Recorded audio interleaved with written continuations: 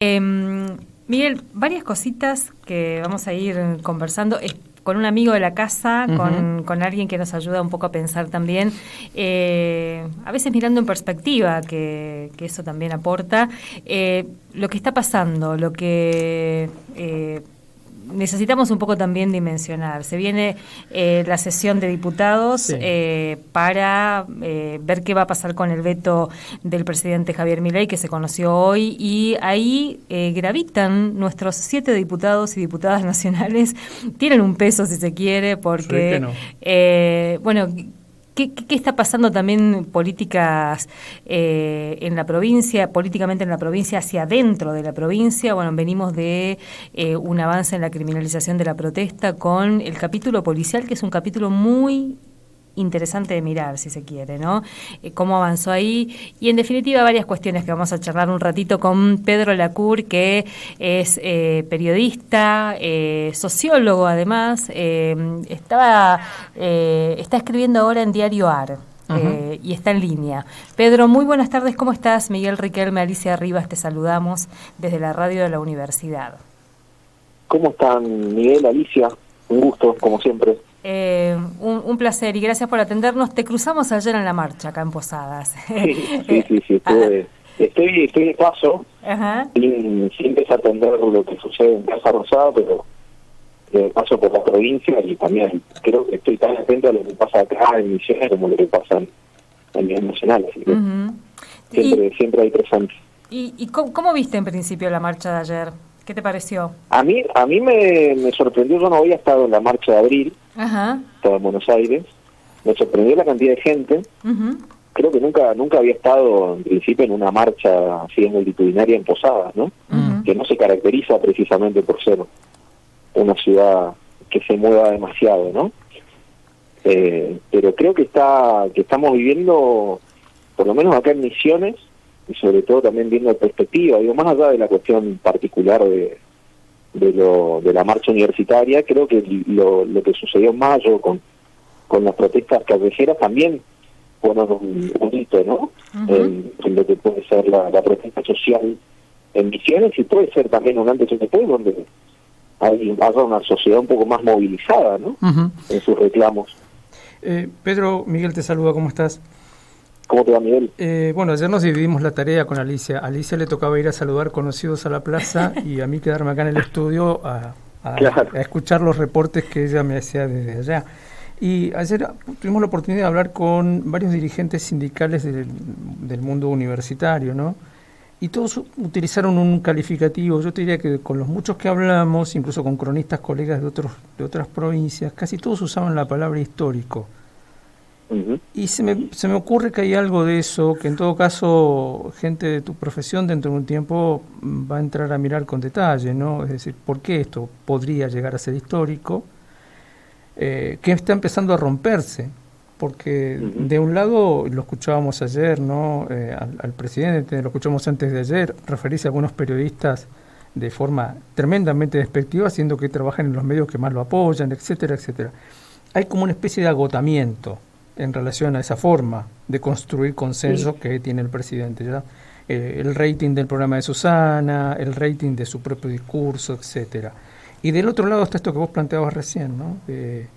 Ese hartazgo está empezando a manifestarse como históricamente se ha manifestado en la Argentina, en las calles. Totalmente. Sí. No, y ahí es interesante eso que marcás, porque lo de abril fue un hito también, ¿no? Fue como que marcó una alarma. En Casa Rosada se vieron sorprendidos. El gobierno se sorprendió mucho en abril. Me llamó la atención que hayan utilizado la misma estrategia de cara a la marcha de ayer, ¿no? O sea, realmente es redoblar la apuesta, hasta te diría sin pensar demasiado en las consecuencias o en el costo político que puede tener. Así es. Veo un grado de irracionalidad también en esa postura.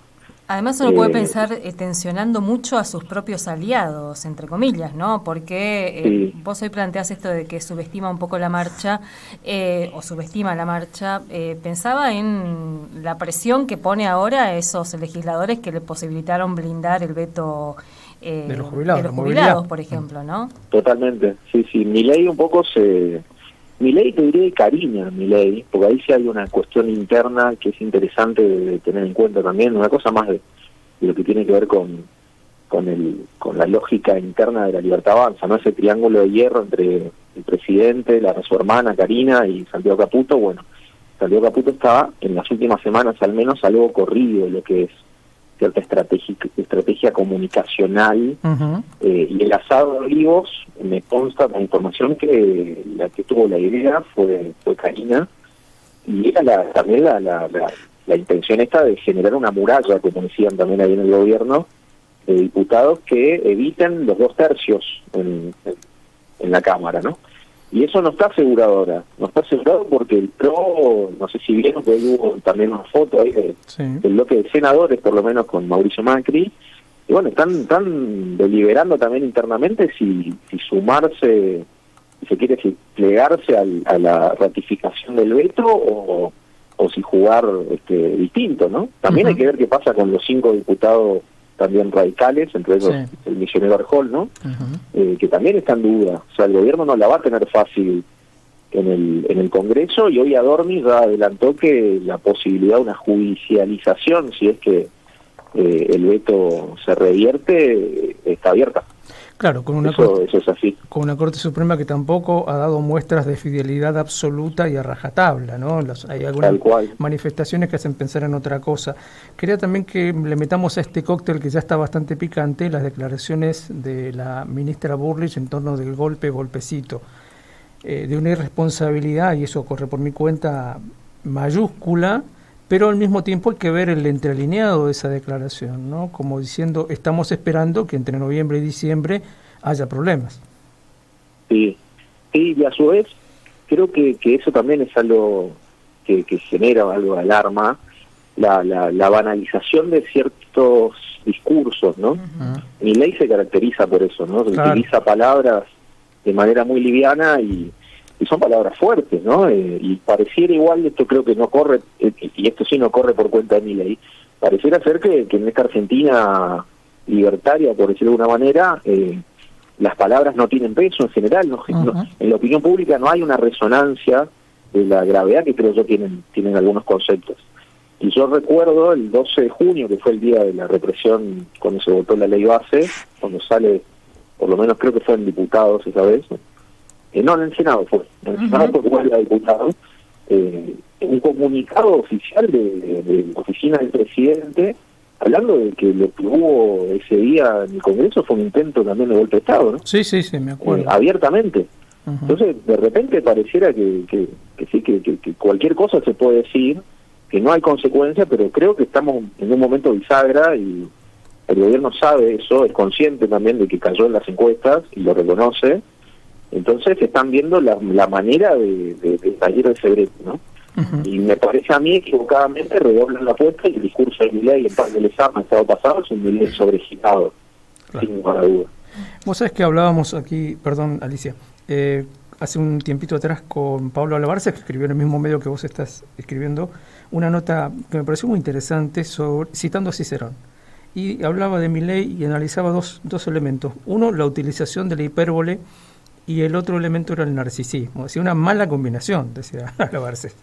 Un narcisista que abusa de la hipérbole, y eso termina cansando, me parece que por ahí va la cosa un poco, ¿no?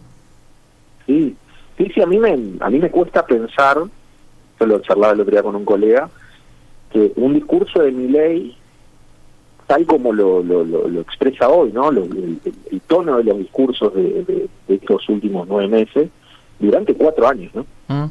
Claro, y un poco, si los 10 meses estamos así.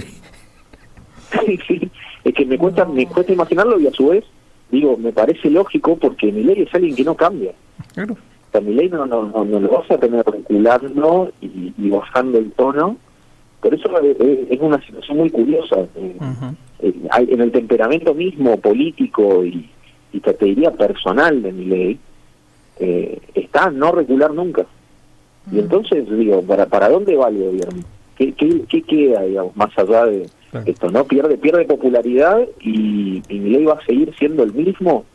Es cierto que ganó por eso, pero también un componente de su victoria es su autenticidad, ¿no? Pero ahí la pregunta sería, no tanto por Milei, que ya claramente estamos como confirmando lo que se venía conociendo, sino qué pasa con la oposición, qué pasa con quienes se supone deberían poner algún tipo de límite, claro, no sé. Esta es la tranquera. Bueno, yo creo que la marcha de ayer fue una marcha para que escuche la oposición más que el gobierno, justamente por esto que estaba diciendo. Por eso fue al Congreso, además, hay que decirlo, ¿no? Y al Congreso, a diferencia de abril, que fue a Plaza de Mayo, que fue al Congreso.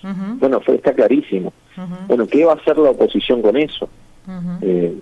Y yo creo que hay una oposición, por más que esté fragmentada, creo que hay una idea de oposición a Milei, que es fácil también estar al frente de Milei, ¿no? Claro. Porque genera una división y una polaridad ahí conceptual muy clara, ¿no? Pero cómo se traduce eso políticamente es otro tema, ¿no? Además, pensaba, esta semana asumió Claudia Sheinbaum como presidenta de México. Casi todos los presidentes latinoamericanos estuvieron ahí o mandaron representaciones formales, y Milei estaba acá con Bukele, digamos, ¿no? Hasta Peña de Paraguay estaba. También un poco, ¿no? Esto de querer ser como una figura global, pero en la práctica se va quedando como fuera de varios esquemas también. Sí. Bueno, el discurso de la ONU fue eso. Sí, claro. Fue exactamente eso. Y vos fíjate, a nosotros ahí, entre los acreditados de Rosada, lo que nos decían antes es que Milei iba a ir contra China, ¿no? Iba a criticar a China, y una de las partes del discurso, una principal, iba a ser contra China. Bueno, China no fue mencionado en todo el discurso, y el otro día tuvimos a Milei hablando bien de China. Sí, claro. O sea, creo que fue el único atisbo de diplomacia que tuvo Milei en persona en los últimos meses, ¿no? Porque para él política internacional o política exterior, mejor dicho, de su gobierno es él y las reuniones privadas que tiene con empresarios multimillonarios, o con políticos que comparten su misma agenda. Pero si no hay una diplomacia demasiado clásica, ¿no? En esa postura. Bueno, hablando de diplomacia, vengamos a la provincia. Tenemos, vos mencionabas, un grupo pequeño de diputados, pero un poderoso pequeño grupo de diputados en esta circunstancia, en esta coyuntura que nos toca a todos, en realidad, el 9 de octubre. A mi modo de ver, en general, la renovación ha surfeado muy bien, olas grandes incluso, ha mantenido algún tipo de equilibrio, a veces más o menos pendular, pero me parece que es la primera ocasión en mucho tiempo en la que opción A y opción B, como el gato de Schrödinger, no son válidas, digamos.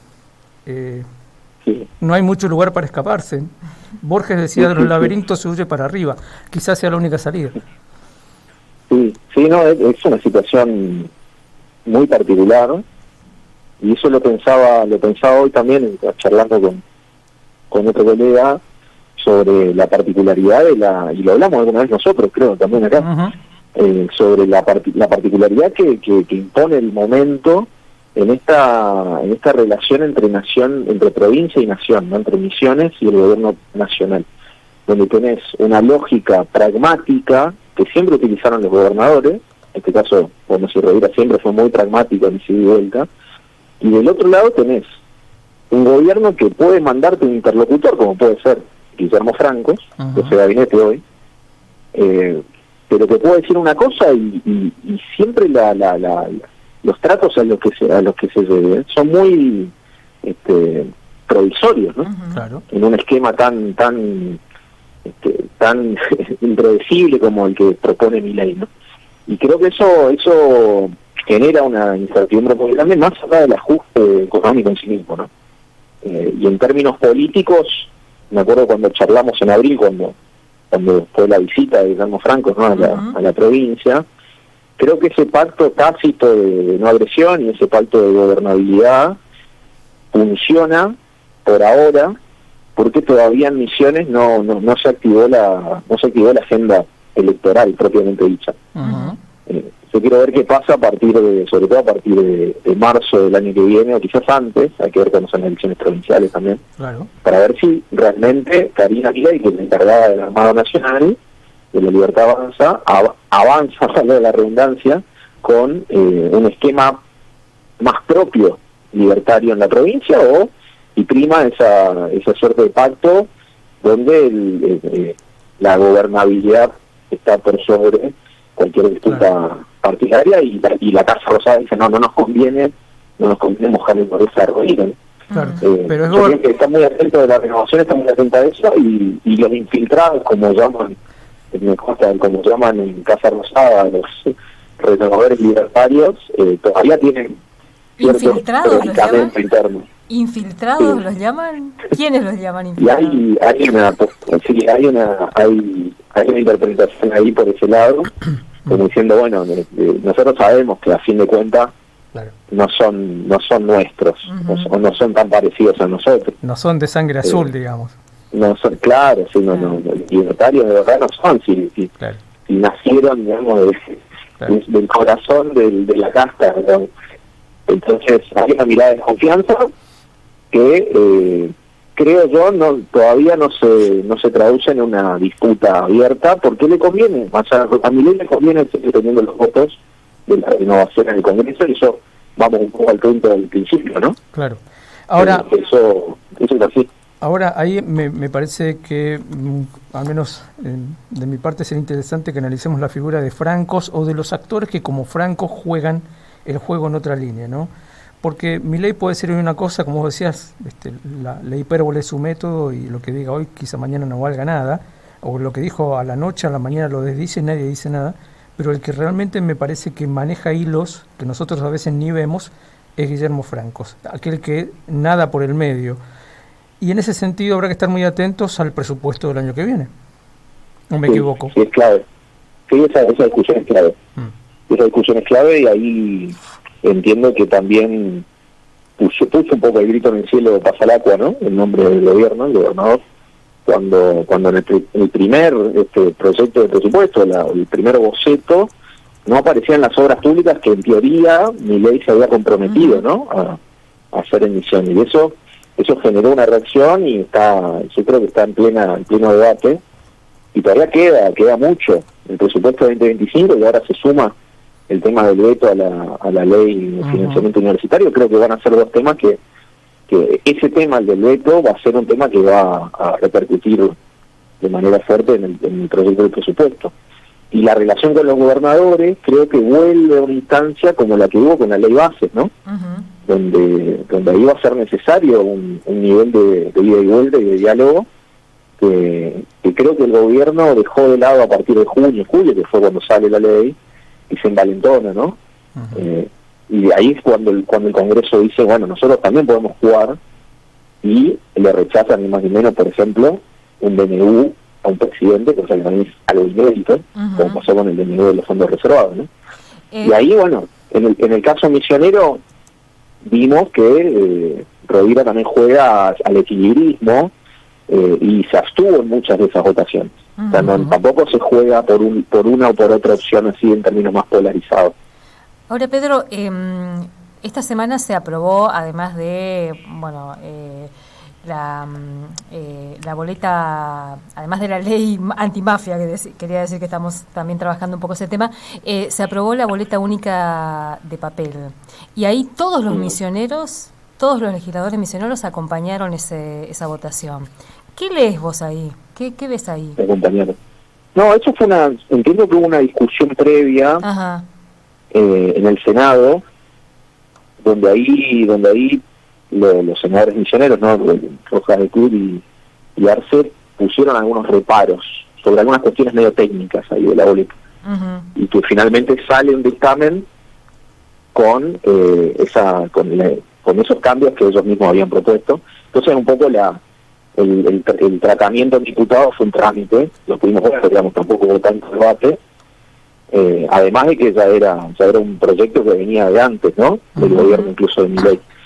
Pero creo que es un gesto, ese es un gesto y si los 7 diputados votaron igual, pasó lo mismo con la ley Bases. Misiones fue la única provincia en la que los 7 diputados votaron de la misma manera, votaron a favor. Entonces, creo que eso habla más del alineamiento hiper pragmático que está teniendo Rovira, ¿no? Claro.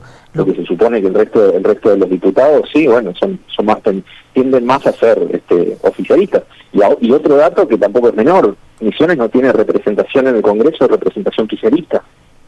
Claro. Quedó sin una representación netamente peronista kirchnerista, si se quiere. Y eso expresa también esto, que haya votos que sean todos funcionales al gobierno hoy. Claro. Por eso te decía al principio que esta es una coyuntura difícil para la dirigencia de la Renovación, porque si se abstiene, es decir, no bajan al recinto a votar, un costo político van a pagar. Y si votan a favor de la propuesta de Milei, un costo político van a pagar. Y si votan en contra de la propuesta de Milei, se quedan sin fondos para obra pública.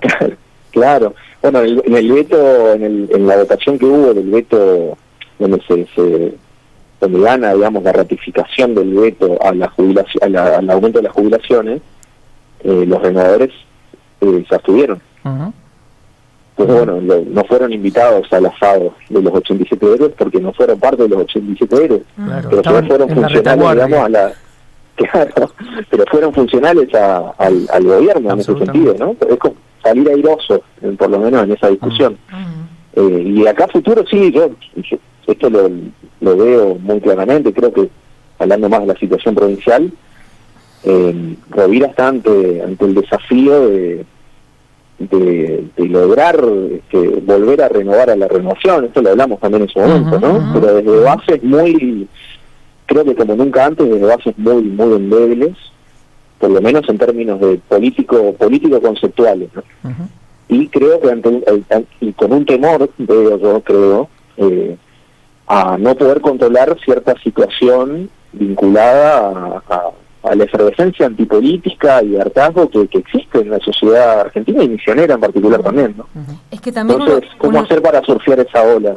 Uno ve en el esquema de la renovación cada vez menos referentes que puedan salir también a como defender, si se quiere, el modelo de la renovación. Con palabra propia. Claro, sí. Cada vez son como fusibles muy endebles también. Sí. Sí, y en ese sentido, creo que la expresión más cabal de ese laboratorio, el que Rovira siempre hace referencia, o sí, ¿no? La última vez que habló Rovira, el otro día lo buscaba, ¿no? La última vez que habló Rovira en público fue hace casi un año. Fue en noviembre del año pasado, en una visita, la última visita que hizo más a la provincia, ¿no? En el Silicon. Pero está hablando mucho, ¿cómo? En el Silicon, creo que fue. Sí, exactamente. Pero bueno, lo que cambió en este último año fue que empezó a hablar mucho para adentro, ¿no? Y esas previas, esas famosas previas que hace antes de cada sesión de los jueves, en este momento debe estar ahí, digamos, ¿no? Ahí baja mucha línea y se vincula mucho a esto, ¿no? Como, bueno, no está muy claro, me dicen a mí, no está muy claro el camino que busca trazar de acá a futuro. Y el concepto que me tiraban era la renovación está muy bizarra. Me lo decían, qué bien. Pero, como Milei, que decimos, es muy bizarro lo de Milei, está bizarro también el conductor. Y hay una preocupación muy grande respecto de lo que sucede en las redes sociales, que son lugares donde es muy difícil de incidir, ¿no? Por eso también la utilización de trolls, ¿no? Etcétera, que eso lo podemos ver. Si uno está en Twitter, lo ve claramente. Pedro, muchas gracias, como siempre. Gracias a ustedes y un abrazo grande. Bueno, buen regreso, y te leemos. Muchas gracias. Un fuerte abrazo para los dos. Bueno, un abrazo, gracias. Pedro Lacour hoy escribe en Diario AR una crónica muy interesante.